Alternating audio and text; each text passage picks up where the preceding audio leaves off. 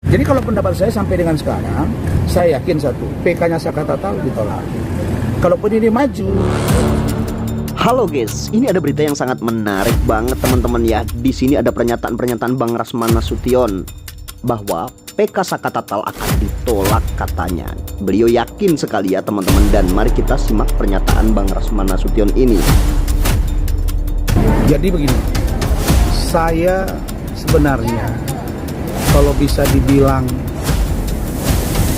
semua rame-rame melakukan upaya hukum luar biasa yang disebut dengan PK, itu sah-sah saja.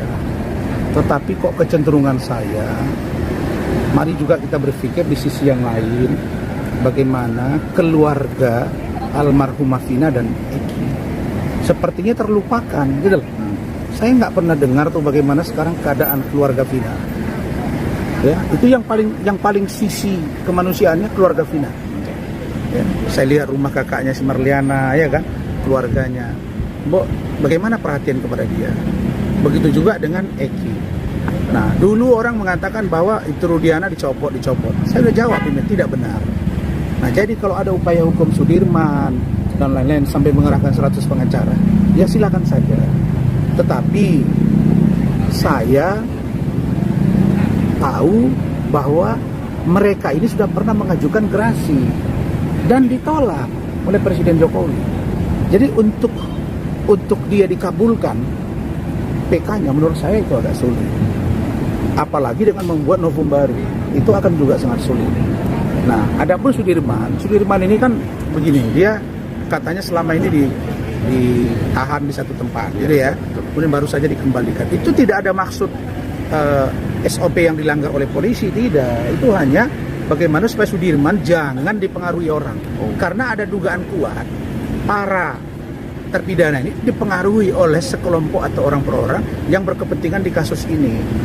Nah, contohnya dulu kan ada orang yang sangat berapi-api.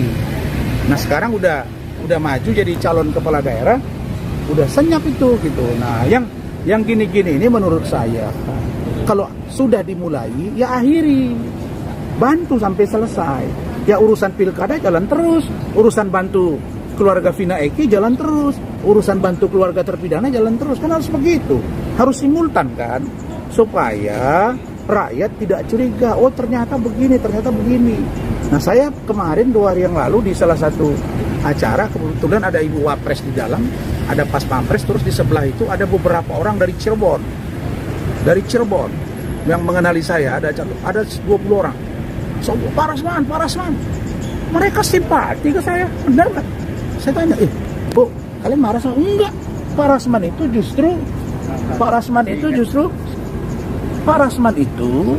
justru orang yang berdiri di tengah. Itu kata mereka ke saya. Ada juga di situ dari Purwakarta. Mereka juga menyatakan dukungannya gitu. Jadi karena saya berbicara by data dan menggunakan argumentasi yang logik. Dan kalau dia tidak sama penerapan hukum dengan yang logika yang saya paham, saya pasti nggak akan setuju dengan menyampaikan pendapat itu. Jadi kalau pendapat saya sampai dengan sekarang, saya yakin satu, PK-nya Sakatatal ditolak. Kalaupun ini maju, ya itu silakan saja Bang Jutek Wongso, ya kan, silakan saja Bang Ruli. Dan yang perlu diingat, saya dengan Pradi tidak pernah bermasalah. Karena ada yang coba mengadu domba kemarin, tidak ada. Dan kalau ada oknum yang tidak nyaman dengan saya, buktikan apa yang membuat Anda tidak nyaman. Karena saya dengan Bang Otto Hasibuan saja sudah satu panggung, dan tidak ada persoalan pribadi yang kami saling menyerang di situ. Saya menghargai Bang Otto senior saya, benar. Saya menghormati bagaimana Bang Hendri Yosudiningrat senior saya, bagaimana Bang Frederick Tunadi senior saya. Ketika saya di Pineng minggu lalu, saya ketemu Bang Ruhur Sitompul juga. Saya ini junior dari mereka. Tidak ada itu. Kita ini justru kalau ada yang agak terlalu maju, ingatkan, Man begini, itu lagi senang. Dan saya appreciate Bang Otto Hasibuan, orangnya sangat care. Malah beliau bilang ke saya, kalau ada yang nanya, Man, Bang Otto ini, kalau ada yang nanya, Man, bahwa katanya Pradi, DPN Pradi yang dipimpin oleh Bang Oto tidak mau sepanggung dengan Rasman, salah besar. Jawab aja. Jangankan dengan mereka, ketua umumnya saja, Bang Oto yang senior pun sudah satu panggung dengan Rasman. Dan lihat di situ, adakah kami saling mencela? Adakah kami saling ribut? Enggak. Di situ beradu argumentasi hukum dan saya belajar dari cara mereka. Jadi ini dalam rangka membangun pemikiran untuk hukum yang kita pahami dengan dalih kebenaran yang kita yakini, begitu. Hukum, tapi nggak salah ya Bang, Sudirman ini sudah menunjuk kuasa hukum dan akan mengajukan PK. Gimana Bang, komentar Bang? Sudah, enggak apa-apa. Enggak apa-apa, dan saya lihat Polda Jabar memberi ruang itu. Artinya tidak ada masalah, kan selama ini dicurigai seolah-olah dia disembunyikan oleh Polda. Iya. Ya kalau dia tunjuk ya sudah, monggo. Nanti kita lihat prosesnya. Enggak ada, semua transparan. Semua transparan, berlangsung sesuai dengan harapan. Tidak ada yang dilebih-lebih. Jadi begini, saya sebenarnya kalau bisa dibilang